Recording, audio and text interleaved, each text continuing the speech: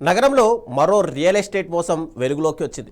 ప్లాట్లు ఇస్తామని లక్షల రూపాయలు వసూలు చేసి చివరికి కొనుగోలుదారులను మోసం చేశారంటూ కేపీఆర్ డెవలపర్స్ పైన బాధితులు తీవ్ర ఆరోపణలు చేస్తున్నారు. డబ్బులు పూర్తిగా చెల్లించినప్పటికీ వెంచర్లో ప్లాట్లు అప్పగించకుండా కాలయాపన చేస్తున్నారని చెప్పి ఆవేదన వ్యక్తం చేస్తున్నారు. అంతేకాకుండా ఖాళీ స్థలాలను పూచీకత్తుగా పెట్టి భారీ మొత్తంలో వడ్డీకి డబ్బులు తీసుకొని వాటిని కూడా తిరిగి చెల్లించడం లేదని ఆరోపిస్తున్నారు.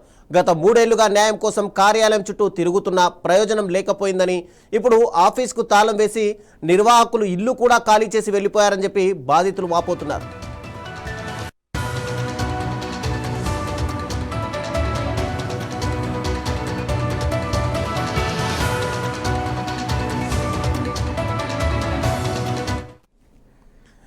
మరి ఇదే అంశానికి సంబంధించి మరింత సమాచారం మా ప్రతినిధి రమేష్ అందిస్తారు.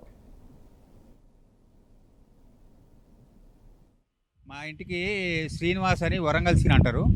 శ్రీనివాస్ అని ఒక ఏజెంట్ వచ్చేవాడు. ఒక 1 ఇయర్ నుంచి మా ఇంటి చుట్టూ తిరుగుతూ ఉంటే మేము ప్లాట్లు చూస్తానికి వెళ్ళాము. వెళ్తే ఒక దగ్గర మన మైలారం ప్లాట్ దగ్గర మాకు నచ్చి 2 ప్లాట్లు తీసుకున్నాం. తీసుకున్న తర్వాత ఆ రిజిస్ట్రేషన్ కూడా అయిపోయింది. ఆ డాక్యుమెంట్స్ కోసం వస్తే కొంచెం డబ్బులు హెల్ప్ చేయండి అని చెప్పేసి ఇప్పుడు 2 ఇయర్స్ అయి వస్తుంది. ఒక 15 lakhs తీసుకున్నాడు. ఇక అప్పటి నుంచి అడిగి అడిగి అడిగి అడిగి తిరిగి 200 సార్లు తిరిగితే ఒక 5 లక్షలు ఇచ్చిండు. ఇంకా 10 లక్షలు మాకు రావాలి, ప్లాట్ ఇస్తామని చెప్పేసి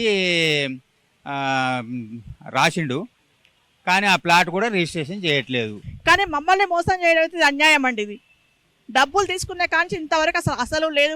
వడ్డీకే ఇస్తాను అన్నాడు. వడ్డీకే నేను 2 months లోపల ఇచ్చేస్తాను అన్నాం.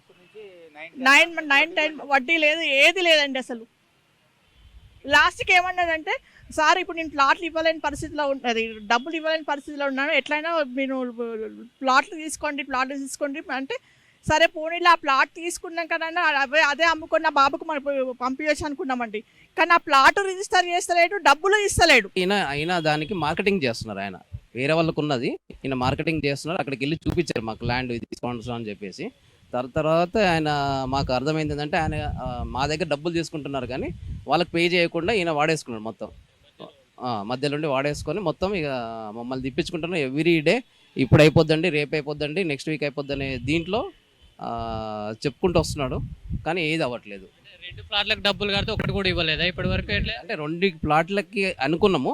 బట్ ఆయన అర్థమైపోయింది. ఎవ్రీడే మేము వెళ్ళినప్పుడల్లా వాళ్ళకి ఫైనాన్స్ చేసిన వాళ్ళు కానీ లేదంటే మాలాంటి బాధితులు కానీ ఎవ్రీడే ఎవరో ఒకరు ఉంటుంటారు అక్కడ. సో నాకు వద్దులేండి, ఒకటి చాలు నాకు.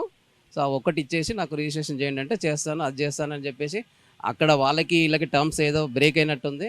వేరే దగ్గర కూడా తీసుకోమన్నారు. నాకు ఇక్కడే చూపించి వేరే దగ్గర ఎందుకని నేను వద్దన్నాను. నాకు ఎక్కడైతే చూపించారో హెచ్ఎండి అనే దీంట్లో నేను తీసుకున్నాను. సో మళ్ళీ మీరేదో ఒక 200 కిలోమీటర్ దూరాన్ని తీసుకెళ్ళి మీరేదో ఫామ్ ల్యాండ్ అని ఆ ల్యాండ్ అని కాదు, నాకు అదే ఇప్పించండి, ఒకటి ఇప్పించండి. నాకు చూపించిన ప్లాట్ కాకుండా వేరే ప్లాట్ అయినా పర్లేదు కానీ దాంట్లోనే కావాలని చెప్తే నేను అవుతుందండి అదండి అన్నారు. కానీ ఇంతవరకు అవ్వలేదు. అందుకని మేము ఇక ఈ రకంగా వచ్చామండి. అశోక్ అండి, నేను 27 లక్షలు ఇచ్చాను. నేను పెన్షనర్ను. ఏదో నాకు బిజినెస్ రీత్యా నాకు కావాలి అంటే ఇచ్చాను. దాదాపు 3 years అవుతుంది. ఒక 5-6 months రెంట్ ఇచ్చాడు, ఇంట్రెస్ట్ ఇస్తాడు. సారీ, ఇప్పుడు 2 years నుంచి ఇంట్రెస్ట్ ఇవ్వటం లేదు. ఇది ఇట్లా ఉంటేను ఇంకొకటి, నేను ఒక అపార్ట్మెంట్ తీసుకున్నాను ఉప్పల్లో. వాళ్ళు పార్ట్నర్స్ ఉన్నారని, ఇంకొక ఆయన సత్యనారాయణ రెడ్డి, ఇతను శ్రీనివాస రెడ్డి అంతా పార్ట్నర్స్ ఉన్నారని ఇతనికి డబ్బులు ఇస్తే ఇతను నేను కూడా 1 of the పార్ట్నర్ అని నాకు తీసుకుని రిజిస్ట్రేషన్ చేసిస్తానని 3 సంవత్సరాల కింద డబ్బులు తీసుకున్నాడు. తీసుకున్నాక ఒక సంవత్సరం వెనక 2 సంవత్సరాల క్రితం రిజిస్ట్రేషన్ చేసి ఇచ్చాడు. కానీ ఇంతవరకు డాక్యుమెంట్స్ హ్యాండ్ ఓవర్ చేయలే. అప్పుడు అతనిపై అడిగితే సత్యనారాయణ రెడ్డిని, ఇతను నాకు డబ్బులు ఇవ్వలేదు, నేను డాక్యుమెంట్స్ ఇవ్వను అని ఆయన అంటున్నాడు. ఇప్పుడు మేము సీనియర్ సిటిజన్స్, నేను మా మిస్సెస్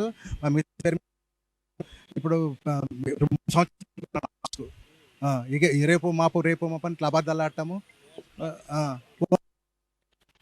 ఏదో మాయ మాటలు చెప్పటము, తప్పించుకు తిరగటం, ఇట్లా బాధ్యతను అయిపోయానండి. నేను దగ్గర ఒక 20-25 మెంబర్స్ పైనే ఉంటారండి. నేను విన్నది ఏంటంటే ఆల్రెడీ ఒక 10 cases ఫైల్ అయినాయి విన్నాను. ఆల్రెడీ 10 cases ఫైల్ అయినాయి. ఇంకో వాళ్ళ దగ్గర ఒక లేడీ ఉంటుంది కృష్ణవేణి అని, ఆ అమ్మాయి కూడా రీసెంట్గా ఏదో హరాస్మెంట్ మీద ఏదో కేసు ఫైల్ చేసిందని విన్నాను నేను. ఎఫ్ఐఆర్ ఫైల్ చేస్తారు ఈయనకి అగెనెస్ట్.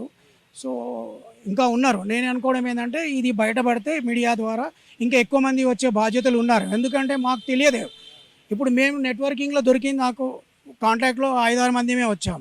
అట్లా ఎందుకంటే మేము ఎప్పుడు ఆఫీస్కి వెళ్ళి కూర్చున్నా నేను, సార్ ఎందుకు సార్ మీరు వెళ్ళండి, అక్కడ కూర్చుంటే ఏంటంటే నాకు వచ్చిపోయే వాళ్ళు నేను మాట్లాడతాను, ఇన్ఫర్మేషన్ దొరుకుతుంది, నన్ను వెళ్ళిపో అనలేడు ఆయన.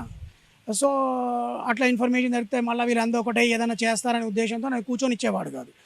మీరు వెళ్ళండి సార్ నేను పంపిస్తాను అనేది అలా చెప్పేది, పంపించేది, ఎప్పుడు డబ్బులు ఇచ్చేవాడు కాదు. ఈ రోజు వరకు కూడా ఇంట్రెస్ట్ లేదు, అసలు లేదు. తిరిగి మాకు విసుగొచ్చేసి నేను ఆయనకు లాస్ట్ వీక్ కూడా వార్నింగ్ ఇచ్చాను, నోటీస్ పంపించాను. నేను చెప్పాను, నువ్వు ఇప్పుడు ఈ డబ్బులు ఇవ్వకుంటే మేము చేసేది చేస్తాము అని చేస్తున్నాం మేము. ఆయన రావట్లేదు, ఇవ్వట్లేదు. ఈయన పేరు శ్రీనివాస్, ఇది నేను అన్నట్టు. అయితే ఈ ప్రామిసరీ నోటు డబ్బులు తీసుకుపోయిన ప్రామిసరీ నా పేరు మీద ఉన్నది. నాకు తీసుకొని రాసిచ్చిన పత్రం అన్నట్టు ఇది. ఫోటో ప్రతిదీ ఫోటో తీసుకున్నామండి. ఇది ఆయన ఇచ్చిన చెక్కులు, ఆయన చెక్కులు ఇచ్చిండు 2. ఒకటేమో ఇంతకుముందు చెక్ ఇస్తే ఇంట్రెస్ట్కి ఇస్తే అది చెక్ బౌన్స్ అయింది.